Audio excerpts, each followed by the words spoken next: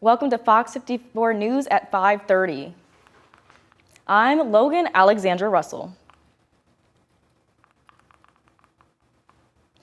Student-led walkouts are taking place in Madison today, joining high schools across the country in protest of ICE and its tactics for immigration enforcement. The protest was supposed to occur around noon today, but students reorganized the walkout after the school district threatened disciplinary consequences. The protest at James Clemens High School was moved to 3:45 this afternoon, and Bob Jones moved its walkout to a later date. Fox 54's Caleb Aguayo attended the protest at James Clemens and shows how local students are speaking out. Students at James Clemens High School began protesting after they finished their classes, a change they say is meant to keep everyone free from any potential academic consequences. I spoke to some of them while they marched down County Line Road. America is built on immigrants. I think it's very important that we're here and we're supporting a cause that we believe in. And I think all of us are staying out in the cold to support a cause we believe in and love. Just seeing that ICE is in Madison and in areas like this, I have plenty of friends that are impacted by it. They're scared. It's just scary. It makes me really, really happy that so many at my school feel safe, they feel comfortable to come out here and protest and raise our voices. And it really makes me so happy that we have a community, even in Alabama, which is a deep red state, that feels comfortable standing up for the people who cannot. It was a great way to bring everybody together and to help stop the terrible things that are happening in our community. It's okay to have a difference of opinion. And that's what I said to our kids yesterday, that I was very proud of them for their discernment, that they wanted to find a way to express what they thought. They understood that other people might feel differently, and that next week we may have a group meet around the pole that feels differently, and that's fine too. And that we still all go to school together and learn together and get along with each other. Students say their hope is to still speak out while keeping everyone safe and their records clean. It's still unclear when Bob Jones students might hold their protest. You can learn more by going to fox54.com. In a gloomy day here in the Tennessee Valley as the sun took a back seat. Instead, there were lots of clouds and chilly conditions. Let's bring in Fox 54 Weather Impact Chief Meteorologist Jordan Dressman. Jordan, is it going to stay chilly the rest of the week? Unfortunately, yes, we are going to have to continue to deal with the chillier air as we head into your Thursday, but we are finally going to get the sunshine back, so that'll be a little bit of an upside. And yeah, it was a gloomy afternoon for sure. We didn't see a single glimpse of the sunshine, and we're still talking about a cloudy sky this evening. Kind of nice that we can still see the cloudy sky. Sun continues to set a little bit later and later. Unlike what we were talking about 24 hours ago, though, we're at least not looking at any rain, so there is a bit of a silver lining, though we are much cooler right now than we were this time 24 hours ago. I'll show you that in just a second. 35 right now in Huntsville, 36 in Coleman, and a pair of 34s, both Pulaski and Fayetteville, up in southern Middle Tennessee. Consistently across the Tennessee Valley with winds out of the north, we are 10 to 15 degrees cooler right now than we were this time 24 hours ago. Do that little bit of math, and most of us were sitting in the upper 40s and lower 50s. We're going to be nowhere near that through the duration of the evening. 36 at 7, 35 at 8, 33 by 9, 32 degrees by the time we get to 10 p.m. Despite the cloud cover, temperatures are going to continue to fall off into the overnight, and then we don't warm up as we head into your Thursday. We'll talk about it in just a couple of minutes. A person injured after a family argument escalated into a standoff with police in Albertville. The Albertville Police Department says officers arrived at the 100 block of Bob White Drive yesterday after reports of a fight between two men. Officers moved the victim to safety but were met with gunfire when they attempted to approach the suspect's home. The standoff lasted roughly 2 hours before the suspect surrendered. The suspect was taken to the hospital after sustaining a gunshot wound, but is expected to survive. No officers were injured. Police are investigating after a teenager was injured in a shooting. HPD says officers responded to the 7700 block of Benaroya Drive around 1 p.m. today, where they found a 15-year-old suffering from a gunshot wound. Police say evidence at the scene indicates the gun allegedly fired while the teen was handling it, causing them to shoot themselves. The injuries are not life-threatening. Have you ever wondered what goes through a police officer's mind in the split second before they pull the trigger? It's a weighty responsibility most of us will never have to face. But earlier today, I got a glimpse into that high-stress world. The Decatur Police Department allowed me into their training range to step into their shoes using a state-of-the-art firearms simulator. As I learned, things are rarely as clear-cut as they seem on a screen. In a dark room at the Decatur Police Range, the adrenaline is real. This isn't a video game. It's a firearms simulator where officers sharpen their most critical skill, judgment. The equipment is extremely realistic. We used actual guns with the barrels replaced with a precision laser, and the magazines are filled with CO2 cartridges, giving the gun a recoil with every shot. There's studies that have shown that the closer to real life it is, the more you retain in that training.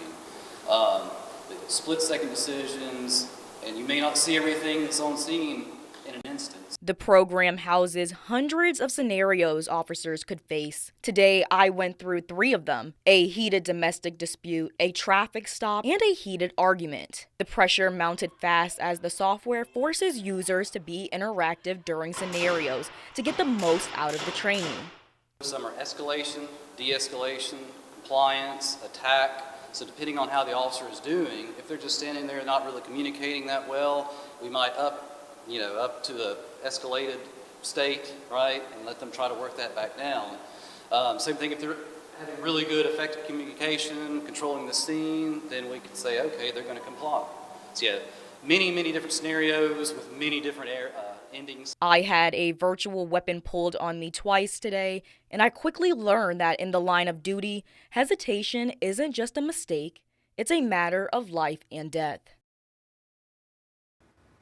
The Decatur Police Department says the training simulator is open to officers around the clock with new scenarios constantly being uploaded. A former church daycare worker accused of sexually abusing multiple children is facing 3 new charges. HPD arrested Cameron White for sexual misconduct that allegedly took place on or about January 20th. The Huntsville Police Department announced today that evidence from the ongoing investigation led to 3 more charges being filed against White, all for sexual abuse of a child under 12. White was previously charged with 5 counts, bringing the total number of charges to 8. White is being held in the Madison County Jail and will appear in court on February 18th. A Chattanooga man is facing up to 20 years behind bars for allegedly assaulting a DeKalb County corrections officer. According to the Department of Justice, Thomas Elliott assaulted a corrections officer at the DeKalb County Detention Center last November. After an investigation by U.S. Marshals and the DeKalb County Sheriff's Office, a federal grand jury in Huntsville officially charged Elliott with assaulting a corrections officer. A family is now without their home after a fire in Lawrence County yesterday. According to Caddo Midway Fire Chief Darren Clark, the fire started at a home on County Road 282 around 11 p.m.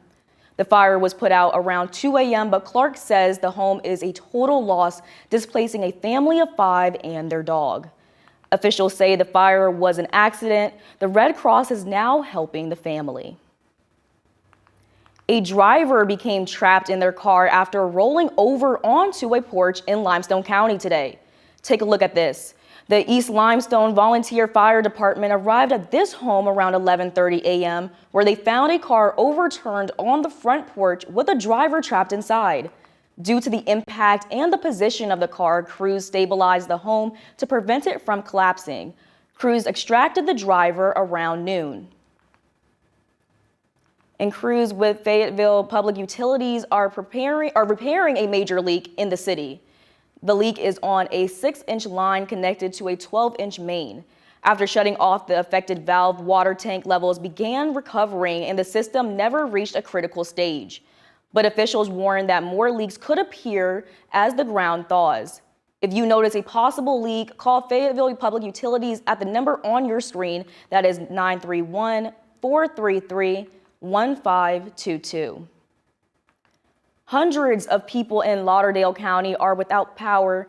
Florence Utilities Electricity Department says the power outage was caused by a broken pole and is affecting customers in the central area of Lauderdale County. Crews are now working to restore power as quickly and as safely as possible. Utility officials warn for you to avoid downed power lines or damaged electrical equipment. If you're experiencing a power outage, you're asked to call the number on your screen at 256-764-4456. Don't use butter. It's actually a grease, and it can make your burn deeper, hotter. It's one of a few things you shouldn't do if you get a burn. We'll tell you how to effectively treat burns this Wellness Wednesday. And the Alabama House approving a new bill that could limit self-defense claims in court. We'll explain coming up.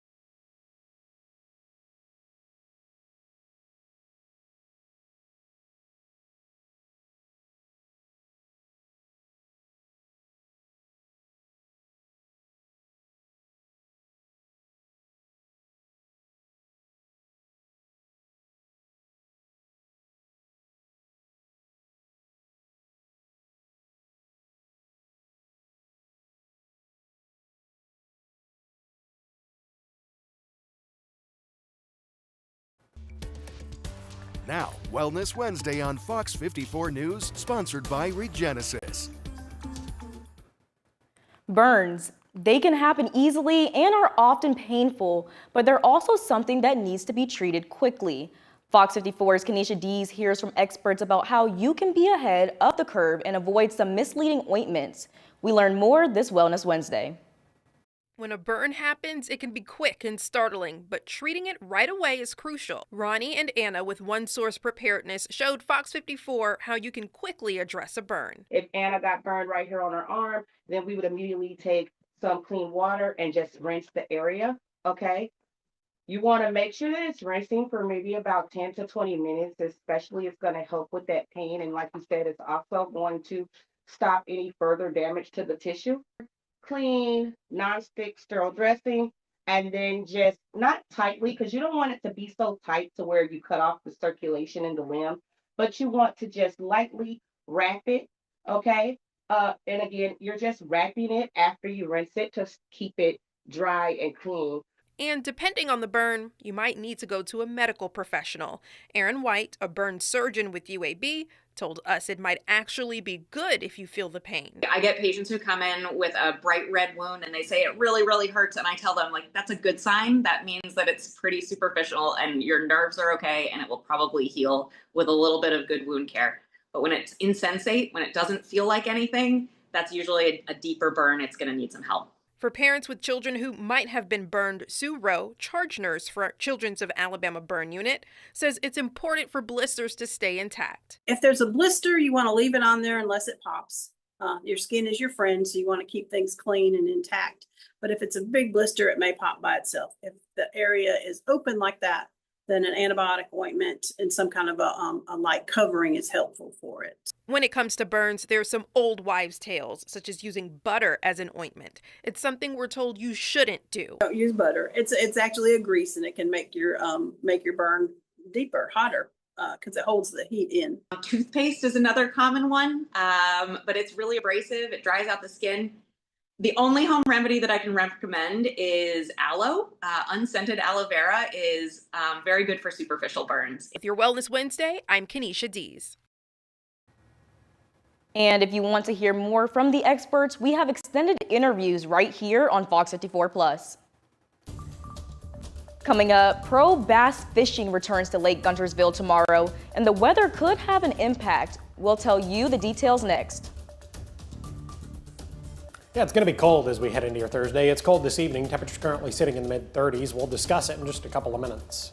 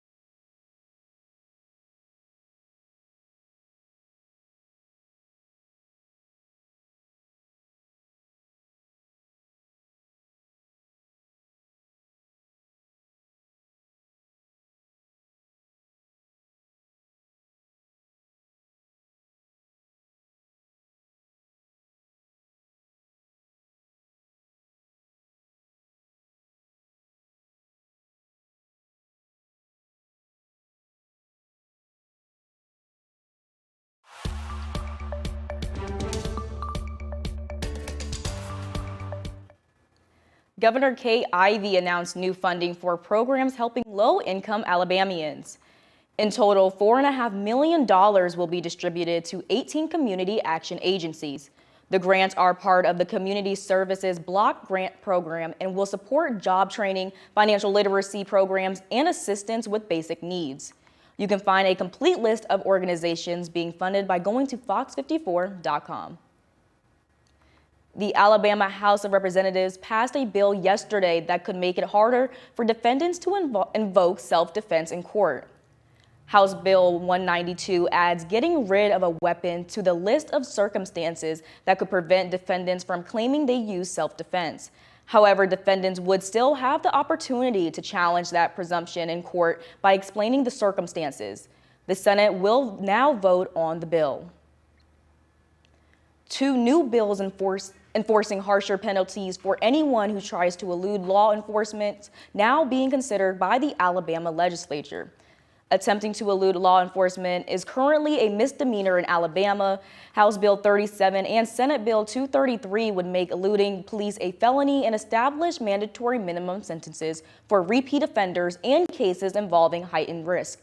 Lawmakers say the bill would address gaps in the current system and establish clear consequences. The legislation isn't the first regarding police chases after Senator Arthur Orr proposed Senate Bill 120 limiting when law enforcement agencies can pursue suspects. Now, the Tennessee Valley's certified most accurate forecast from the Fox 54 Weather Impact Team. Man, there's hardly any sun in the sky as the clouds stuck around the Tennessee Valley, making it look dark and even gloomy. It was just rude today. That was the descriptor I came up with to put on Facebook. Today was just simply, it was rude. Right, when I walked outside this morning, I'm like, oh, it's gonna be one of those days. And it was, in fact, very much one of those days. And it's proving to be one of those evenings as well. Live look out over the parkway this evening. You can just kind of see it. Looking in the street lights, right? You can see that there's still a little bit of moisture kind of just left, hanging out in the air, and that's probably going to lead to maybe a little bit of patchy dense fog across the Tennessee Valley as we head into the overnight. So it's going to go from being one of those days to being one of those nights. Otherwise, traffic seems to be moving smoothly this evening, unlike what we were talking about 24 hours ago. For the most part, we are dry. So I thought I'd put a little bit of positivity on the forecast, right? Because we certainly didn't get any out of our sensible weather this afternoon. It was gloomy, cold, and just gross outside. Through the month of February, we are going to gain 50 minutes of daylight as the sunrise and sunset times continue to move and fluctuate through the course of the month of February. We are going to gain almost an hour of daylight. We're going to be dry Thursday, Friday, Saturday, Sunday. Definitely a little bit of good news, especially if you're going to be going out over the next couple of days and prepping for your Super Bowl festivities. You're not going to have to worry about any rain. Even dry Monday of next week, I do have small opportunities for rain in the forecast as we head into next Tuesday and Wednesday. Just something to think about as we look down the road. Temperatures currently sitting in the mid-30s, 35 in Huntsville, 34 both Pulaski and Fayetteville. Florence, good evening. You find yourselves sitting at 37 degrees. Fort Payne, good evening. You find yourselves sitting at 35. It probably goes without saying that we are much cooler right now than we were this time 24 hours ago. In many cases, 10 to 15 degrees cooler right now with a sharp wind out of the north. Do that little bit of math and you'll realize that this time yesterday evening, we were in the upper 40s and lower 50s. It's going to be really cold as we head into the overnight. I've got a low temperature right around 25 degrees. We've got a couple of mornings where it's going to be chilly across the Tennessee Valley. It's not until we get to the early part of next week where we finally begin to see some improvement as far as morning lows are concerned. Friday, Saturday, and Sunday all going to feature low temperatures in the upper 20s and lower 30s.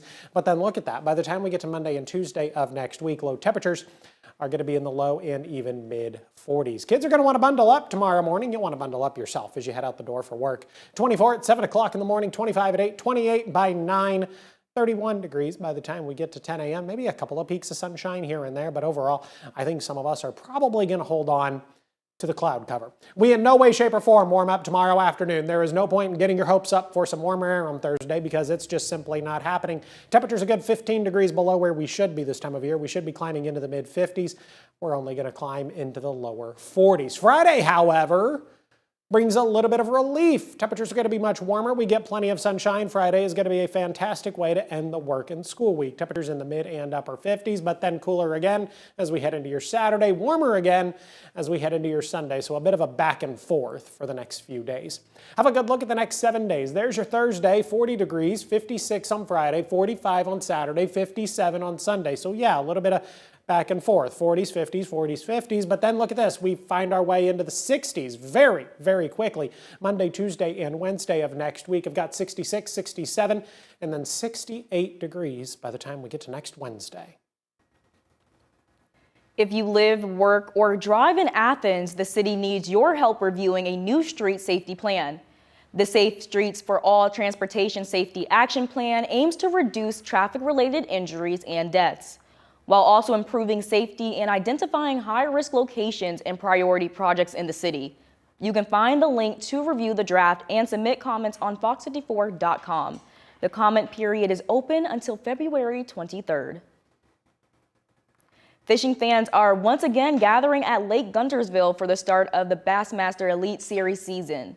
Cold weather could have an impact on the tournament.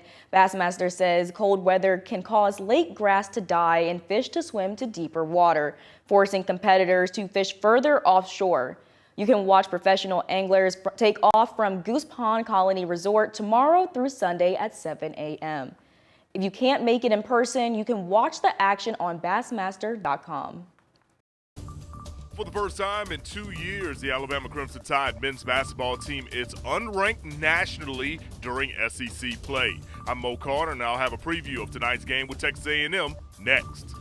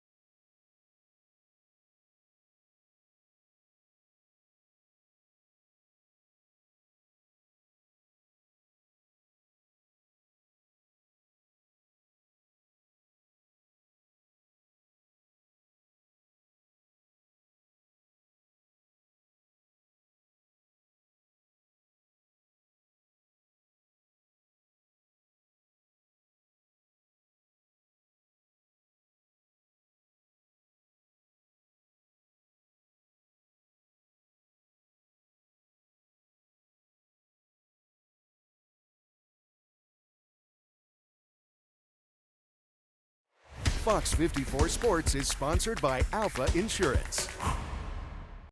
And welcome into sports, everyone. The Alabama Crimson Tide are back in action tonight as they take on a Texas A&M squad that only has one loss in SEC play.